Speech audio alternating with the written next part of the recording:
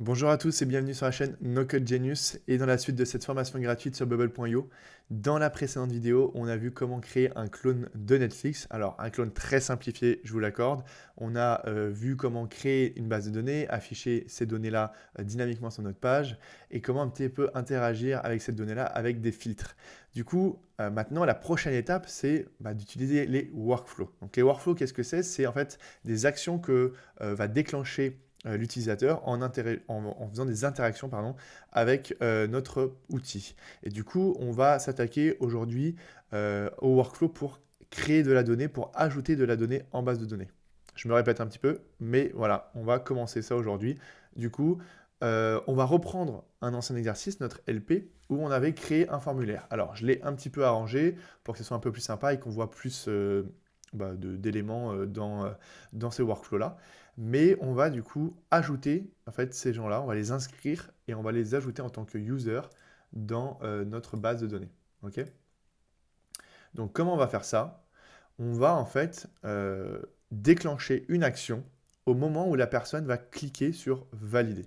Rappelez-vous d'ailleurs, il y a deux types de workflows. Il y a les workflows en back-end et les workflows en front-end. Donc le back-end, c'est côté serveur, tout ce qui est invisible aux yeux de l'utilisateur. Et on a les workflows, donc les actions qui sont visibles de l'utilisateur. Donc lorsque quelqu'un va cliquer sur un bouton, ça va déclencher une action, ça va montrer un autre élément, ça va supprimer un élément, enfin tout ce qui est visible, on appelle ça le front-end. Ok.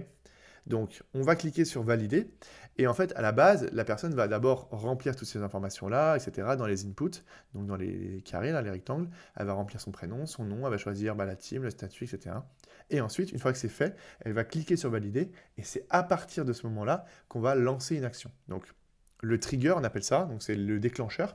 Ça va être lorsque je clique sur ce bouton valider, boum, boum, boum, il va se passer une suite d'actions. Donc, pour aller dans les workflows, on a deux façons. On peut aller directement en haut à gauche dans Workflow, et ici on peut ajouter un événement. Et on a donc des événements qui sont basiques, parce que ça va être des déclencheurs.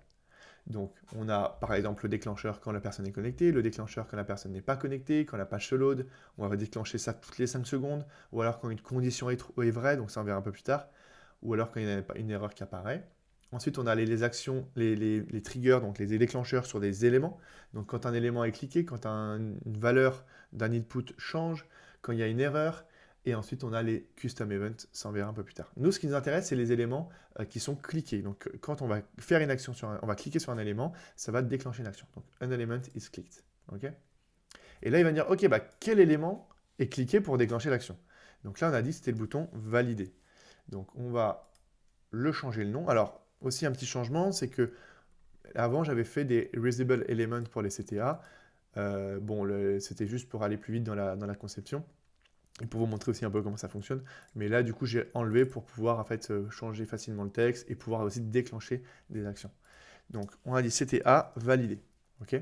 Donc, en fait, soit je peux cliquer ici en disant OK, when CTA validé et cliquer, on va ajouter une action. Donc, le trigger, le déclencheur, et ensuite les actions qui vont se passer. Donc, je peux cliquer ici en disant OK, je vais choisir l'élément qui est cliqué. Ou alors, je peux cliquer directement sur l'élément en disant OK, c'est cet élément-là qui va être le déclencheur, et je peux faire Start Edit Workflow. OK. Et là, ça a mis en même. Et du coup, ce qu'on va faire, c'est qu'on va cliquer ici, on va ajouter une action. Et donc là, on peut voir qu'on a plein d'actions différentes qui sont bien hiérarchisées par type d'action. Et nous, ce qu'on va faire, c'est qu'on va faire d'abord le premier qui est account. Et donc, on va sign up ou créer un compte pour quelqu'un. On va créer un compte pour quelqu'un, ça sera plus simple. On va créer un compte pour quelqu'un. Je vais cliquer dessus. Et là, il va me dire, OK, c'est cool, c'est parfait, tu vas créer un compte.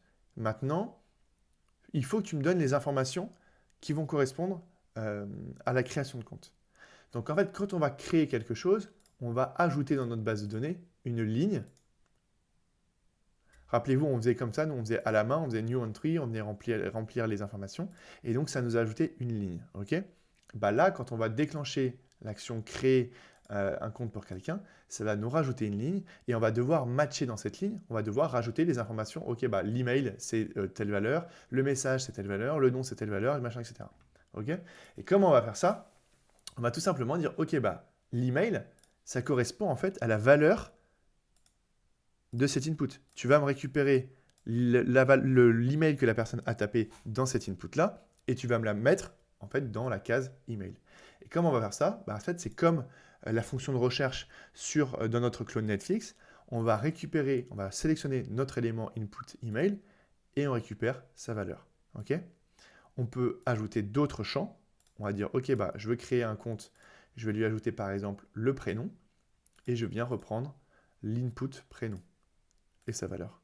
Je viens faire la même chose pour son nom, tac, input nom et la valeur. Ok? Donc là, si la personne marque Thomas dans l'input prénom, la valeur qui va être marquée ici, enfin qui va être dans la base de données, ce sera Thomas.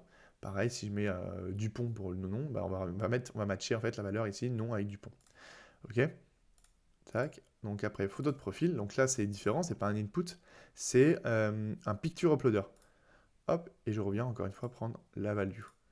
Ensuite, on a quoi d'autre? On a le statut. Donc là, ça va être non pas l'input, non pas le picture uploader, mais ça va être le drop-down statut. Valeur. Et après, on a la team, qui va être du coup notre drop-down team value. Est-ce qu'on a oublié quelque chose? Le message, qui va être du coup notre message. Donc là, c'est un multi-line, donc multi-line input. Et on prend la valeur. Et est-ce qu'on a autre chose? Donc message, nom, machin, on a tout. Nickel. Ok? Donc là, ce qu'on va faire, c'est qu'on va voir ce qui se passe. Donc j'ai chargé ma page et on va rajouter nos infos. Donc je vais mettre d'abord une photo. Hop, je mets ma super photo de profil. Je viens ensuite choisir mon statut, donc je suis employé. Alors mince, là il y a un petit bug de couleur de fond, c'est pas grave, je rechange après. Je viens choisir ma team, donc je choisis bleu. Mon prénom, ça va être Thomas. Je vais mettre Dupont. L'email, ça va être thomas.dupont@gmail.com. Donc là, je n'ai pas la bonne forme. J'avais pas mis d'arrobase, donc du coup, il était en rouge. Donc là, maintenant, il est validé. Et je vais dire merci pour l'accueil. Hop. Tac.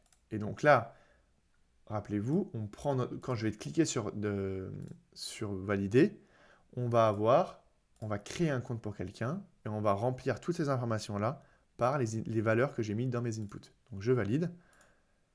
Hop, la petite barre de chargement en haut. Tac. Alors là, on voit, il y a un petit problème, c'est que j'ai validé, mais j'ai toujours les informations dans mon champ.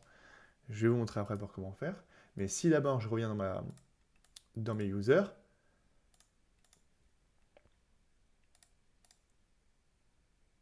attention, alors pourquoi il ne veut pas? Alors, voilà, donc il y a un petit bug, j'ai dû refresh la page. Donc voilà, on a bien l'email qui a été, donc on a créé une nouvelle ligne, on a récupéré les valeurs des inputs, donc l'email on a mis ça, le message, etc., etc. Vous voyez, on a créé notre élément. Par contre, ce qu'on a vu, c'est que déjà, on n'a pas la bonne couleur, donc on va changer ça. Et ensuite, c'est chiant parce que, c'est-à-dire que si je veux rajouter un autre compte, je vais devoir tout supprimer, faire comme ceci, quoi. Donc c'est pas bien. On va en fait continuer notre workflow, on va pouvoir ajouter une deuxième étape à notre workflow. C'est pas, on n'a pas un élément à cliquer et on peut ajouter une étape. Parce que parfois, il va falloir faire des interactions, plusieurs étapes dans notre workflow. Donc ça, c'est un workflow, on appelle ça un workflow. Et ensuite, on a les étapes. Donc les étapes 1, c'est ça. Après, nous, ce qu'on veut, c'est réinitialiser les inputs. On veut supprimer les valeurs qu'il y a dans les inputs. Comme ça, si on veut rajouter quelqu'un, tout est blanc et on peut rajouter notre deuxième personne. Donc en fait, on a un workflow qui est créé qui s'appelle Reset Relevant Input. Donc là, on va créer un compte, on va reset les inputs, on va se rajouter une petite troisième étape, vous allez voir. Donc là, je vais juste changer ça. On va se mettre ça en blanc et ça en blanc. Ok, on va continuer. On va se refaire un autre personnage. Donc, je remets ma photo. Hop, je choisis direction, je choisis team rouge. Je vais mettre Eric Martin. Eric Martin @gmail.com. Merci, trop cool. À très vite. Hop. Donc là, notre étape 1, ça va être de créer un compte. Notre étape 2, ça va être de réinitialiser les inputs. Hop. Boum. Donc là, on a déjà un indicateur comme quoi en fait notre élément est ajouté parce que tout a été reset. Donc je retourne, j'espère que ça ne va pas bugger cette fois-ci encore. Je retourne, je refresh la data. hop, Éric Martin a bien été ajouté. Nickel. OK. Et maintenant, ce qu'on peut faire, c'est qu'aussi, on peut peut-être indiquer à la personne que finalement, son compte a été bien créé. Parce que là, on ne sait pas si c'est une erreur, si ça a bien été créé, etc. Donc, ce qu'on va faire, c'est qu'on va indiquer à notre user, bah voilà, votre compte a été créé. OK. Donc, ce qu'on va faire, c'est qu'on va utiliser un élément qui s'appelle alert. Hop. Et on va cliquer Position the alert at the top. Tac. Alors, pourquoi il n'est pas bien placé? Hop. Allez. Voilà. Je pense qu'il a bugué. Position the alert at the top. Nickel. Ici, on va lui dire merci pour votre inscription. Très bien. On va juste changer la couleur qui est un peu dégueu. Hop, on va se mettre ça en 30. Et ici, on va se mettre ça comme ça. Et on va se mettre notre super fonte TT First. Allez. Nickel. Donc là, on va juste l'agrandir un peu. On va mettre ça à 45. Hop, et on met bien le texte centré verticalement. OK. Donc là, on va aller encore une fois dans notre compte. Première étape, il se passe ça. Deuxième étape, il se passe ça. Troisième étape, on va montrer l'alerte. Donc, show message in alert box. Attention à bien faire attention. Si vous ne mettez pas d'alerte dans votre éditeur, ce workflow-là ne sera pas disponible. Donc, il faut bien d'abord mettre l'alerte avant de mettre le workflow. Hop, il vient nous sélectionner l'alerte. Très bien. On peut même venir personnaliser le message. En fait, au lieu de dire ici, merci pour votre inscription, j'aurais pu très bien dire là, laisser un blanc et dire, ok, bah, c'est ici que je vais venir personnaliser le message. Donc, par exemple, merci pour votre inscription. Tac. Ok, on est bon. On va retester tout ça et on va voir un petit peu ce que ça donne. Nickel, donc je suis sur ma page, je vais rajouter ma photo. Ok, je vais mettre RH, je vais mettre Team Verte. On va mettre Martin Dupont, on va faire un super prénom de famille, nom de famille. Hop, Martin Dupont, @gmail.com. Merci, à très vite. Vous voyez que je suis très très inspiré à chaque fois. Faudrait que j'ai une liste de prénoms et de noms comme ça pour les tutos, ça m'évitera de chercher. Donc hop, je clique sur valider, on va faire la première étape, créer le compte, hop, on reset les inputs et on montre notre alerte. Bon là, elle est un peu cachée, mais vous avez vu en haut. Donc là, ça, on a créé notre premier workflow avec 3 steps différentes.